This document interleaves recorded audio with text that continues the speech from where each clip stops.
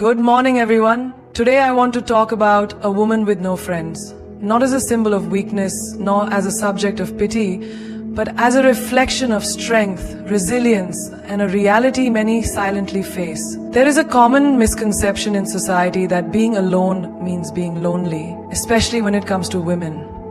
From a young age, women are often taught that their worth is linked to their relationships, how many friends they have, how well they fit in, how socially accepted they are. So when a woman walks alone, when she isn't constantly surrounded by a group, people begin to assume that something must be wrong. She must be lonely. She must be unhappy. But that assumption couldn't be further from the truth. Solitude and loneliness are not the same. Loneliness is a feeling of being disconnected, even in a room full of people. It is the ache of not being understood, not being seen, or not being truly valued. Solitude, on the other hand, is a conscious choice, a space of calm, of reflection, of self-connection. It is the ability to sit in silence and not feel empty. It is walking through life without the constant need for validation or approval from others. A woman who embraces solitude often does so because she has learned the value of her own company. She knows that peace is not something found in the noise of others, but in the stillness within herself. She is not lonely, she is focused. She is not excluded, she is intentional. Her alone time becomes her reset button, her sanctuary, her place to heal, dream, and think freely. And in that solitude, she may discover things that are harder to find in a crowd: clarity, confidence, and the freedom to truly be herself without compromise. She doesn't fill her time just to stay distracted. She uses it to grow, to observe, to realign with her values. While others may chase constant interaction to avoid the discomfort of silence, she welcomes it, because in that silence she finds strength. To mistake her solitude for sadness is to misunderstand her entirely. She may not have a crowd around her, but she has something far more powerful: self-awareness, peace of mind, and a life that is not built around pleasing others, but around honoring herself. In a world that often rewards surface-level charm and social popularity, it can be easy to assume that having many friends is a sign of happiness, while having few or none is a sign of deficiency. But for some women, particularly those who've been through betrayal, manipulation, or constant emotional exhaustion, the decision to step back from certain relationships is not a failure, it's an act of self-respect. A woman with no friends may not be friendless by accident. She may be selective, not because she thinks she's better than others, but because she's learned, often through painful experiences, that not everyone deserves access to her world. Being selective is a form of wisdom, not arrogance. It's the result of lessons that taught her how costly it can be to surround yourself with the wrong people. She may have once been the kind of woman who gave endlessly, her time, her energy, her trust. She might have shown up for people who never showed up for her, kept secrets for people who gossiped about her, or supported friends who disappeared when she needed them most. And so she learned. She learned that not every smiling face is a true friend. She learned that being liked by everyone often means losing pieces of herself. She realized that she had to choose herself, even if that meant walking away from people who couldn't treat her with the same love and loyalty she offered them.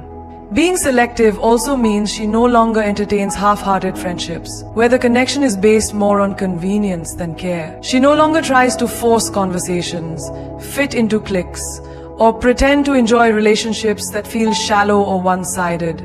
She has realized that peace is more important than popularity, that honesty is more valuable than approval. Her selectiveness is also a reflection of her growth. She may have redefined what friendship means to her, no longer interested in people who only show up for fun, but those who show up with depth, consistency, and sincerity. And until she finds those rare connections, she's content being alone. To many, her circle may look empty, but in truth, it's just not crowded, because she knows it's better to walk alone with integrity than to stand in a crowd that doesn't truly see or support her. Her selectiveness is not a wall, it's a filter, a way to protect the space she's finally learned to value: her mind, her heart, and her energy.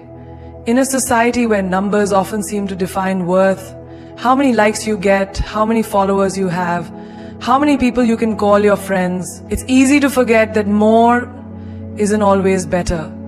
For a woman who appears to have no friends, the truth may not be that she has none, but that she has chosen quality over quantity. Conscious, empowered decision to prioritize real, meaningful connections over social clutter.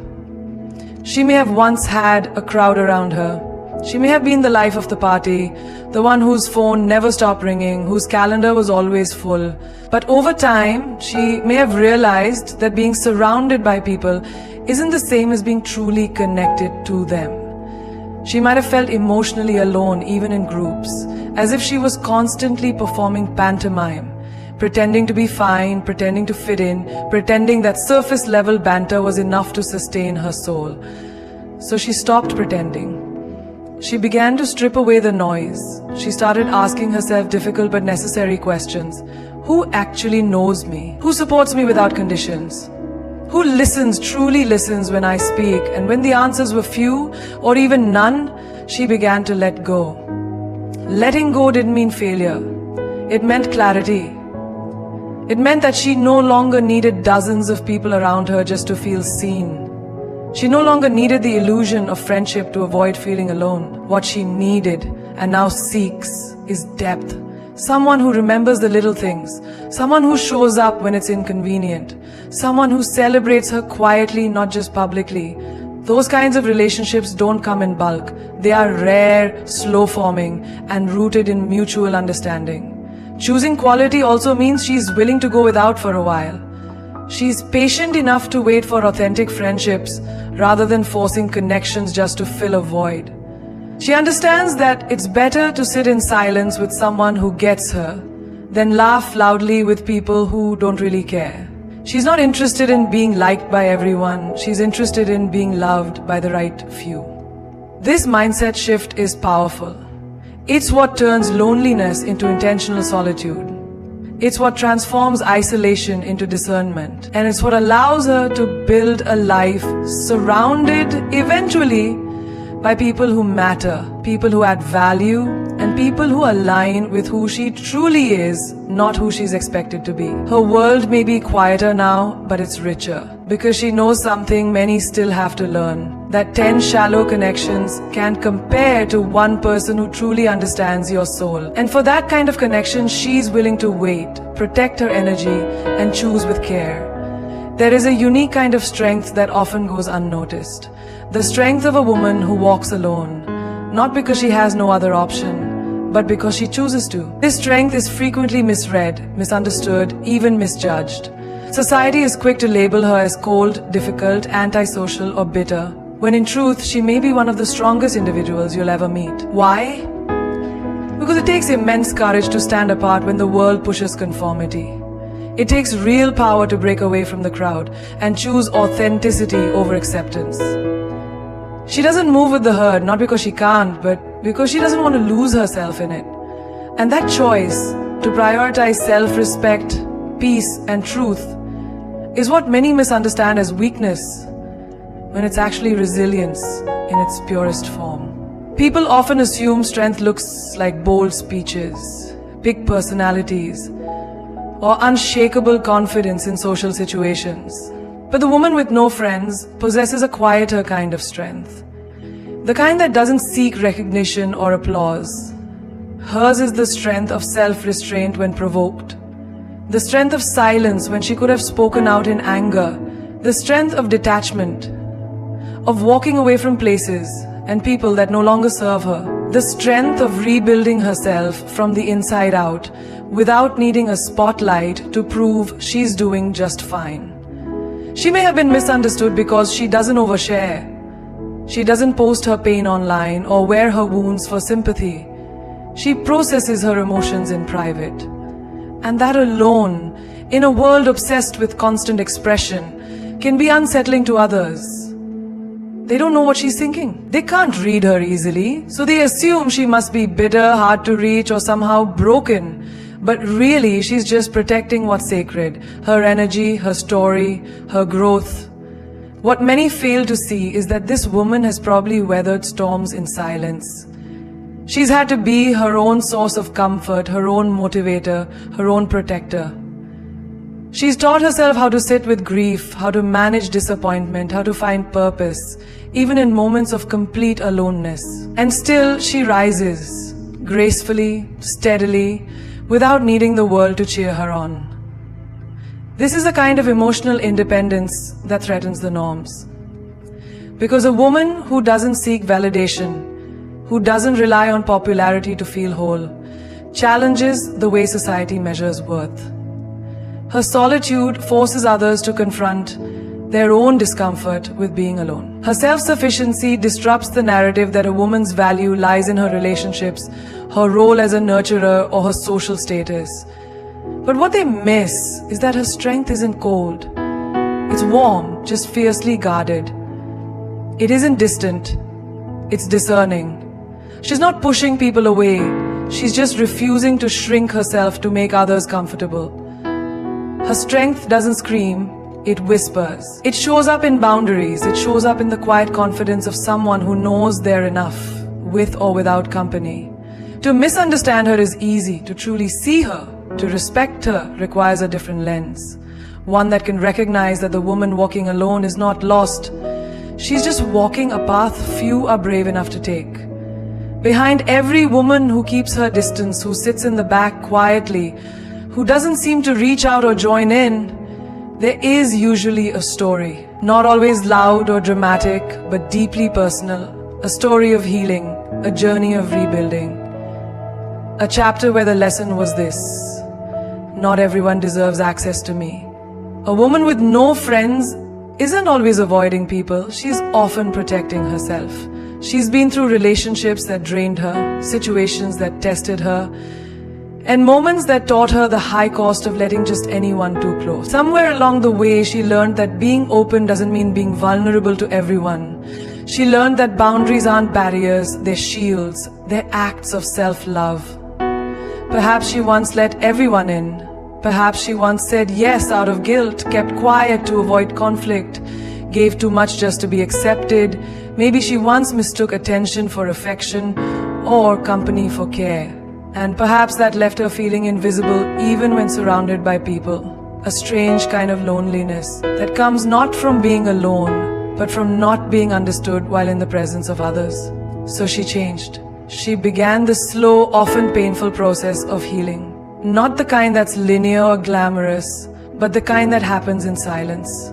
In the late nights spent reflecting, in the mornings where she forces herself to choose peace over people-pleasing, in the moments where she says no, even when it makes her seem distant.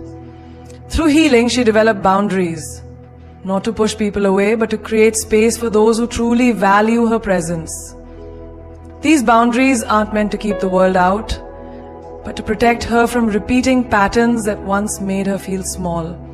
She no longer entertains energy that leaves her depleted. She no longer gives the benefit of the doubt when her gut says otherwise. She no longer sacrifices her well-being just to keep someone else comfortable. These boundaries come from wisdom, not bitterness. They are the result of knowing what it took to survive, what it costs to recover, and what it means to truly protect your peace. It's not that she doesn't want connection. She just refuses to compromise her healing for the sake of companionship. This kind of healing also brings clarity. She starts to see people for who they are, not who she wishes they were. She no longer chases closure from those who hurt her, because she knows closure comes from within. She's learned that silence is sometimes the best response, and walking away is sometimes the most loving thing she can do for herself. The woman with no friends may not be bitter. She's just cautious. She may not be lonely. She's just deeply aware of what she needs and what she won't tolerate. Her healing journey has rewired the way she interacts with the world. She isn't afraid to be alone, because she knows what it's like to feel alone, around the wrong people, and she'll never go back to that again. So when she draws a line, it's not rejection, it's self-preservation. When she chooses silence, it's not indifference, it's discernment. And when she keeps her circles small or empty, it's not because she doesn't value others. It's because she finally values herself enough to be intentional with who she lets in. When people see a woman who is often alone, who doesn't seem to have a social circle, who quietly moves through life without the background noise of friendship groups or constant companionship, the knee-jerk reaction is often pity. People assume she's lonely, maybe even broken or somehow incomplete. They view her solitude as a flaw, as something to be fixed. But what if, instead of pity, what she actually deserves is respect? What if her life, the way she carries herself, the way she chooses herself, is not something to mourn but something to admire? There is a quiet defiance in a woman who chooses to walk through the world without clinging to others for identity or self-worth. A kind of rebellion against a culture that defines women by their roles in relationships, as friends, lovers, supporters, caretakers. This woman defies the expectation that she must always be giving, socializing, accommodating. She reclaims her time, her voice, her presence. And that's not sad, it's inspiring. She teaches us that strength isn't always loud, that healing doesn't always need an audience, that self-respect sometimes means standing alone, rather than shrinking to be accepted by the crowd. She shows that validation doesn't need to come from applause or inclusion, it can come from within. And that kind of self-possession, it's rare, it's bold, it's beautiful. The world often overlooks the lessons a woman like this can offer. She reminds us to evaluate the relationships we maintain. Are they meaningful or just familiar? Are they nurturing us or just filling space? She challenges the idea that busy social calendars equal happiness and instead invites us to think about presence, intention, and emotional authenticity. This woman is proof that solitude can be empowering, that silence can be wise, that space can be sacred. She's not trying to prove anything to anyone. She's not performing for the world. She's simply living on her own terms, guided by her own truth. That in itself is a radical act of self-love in a world that constantly tells women to seek approval, to stay connected at all costs, to keep smiling even when their hearts are heavy. To pity her is to misunderstand her. To assume she is missing out is to overlook what she has gained. Peace, clarity, autonomy, and the profound realization that her value is not determined by how many people surround her, but by how deeply she knows and honors herself. She doesn't want attention, she wants authenticity. She doesn't crave popularity, she craves peace. And in a society that fears loneliness, she's found something even more powerful. Freedom, she may walk alone, yes, but not in sadness, not in defeat. She walks with intention, grace, and quiet power. That's not a woman to feel sorry for. That's a woman to learn from. So when you see a woman who stands alone, who walks through life without a visible circle, who speaks with calm conviction but keeps her distance, don't rush to label her. Don't assume she's broken or lost or lacking. Look a little deeper. You may just be witnessing the kind of woman this world needs more of. A woman who has learned that solitude is not a curse, but a sanctuary. A woman who has chosen authenticity over approval. A woman who holds her peace like armor and wears her truth like a crown. She is not lonely. She is not bitter. She is not invisible. She is simply someone who stopped chasing the noise and started listening to her own voice. And in that silence, she found herself. That's not weakness, that's not failure, that is strength in its rarest form.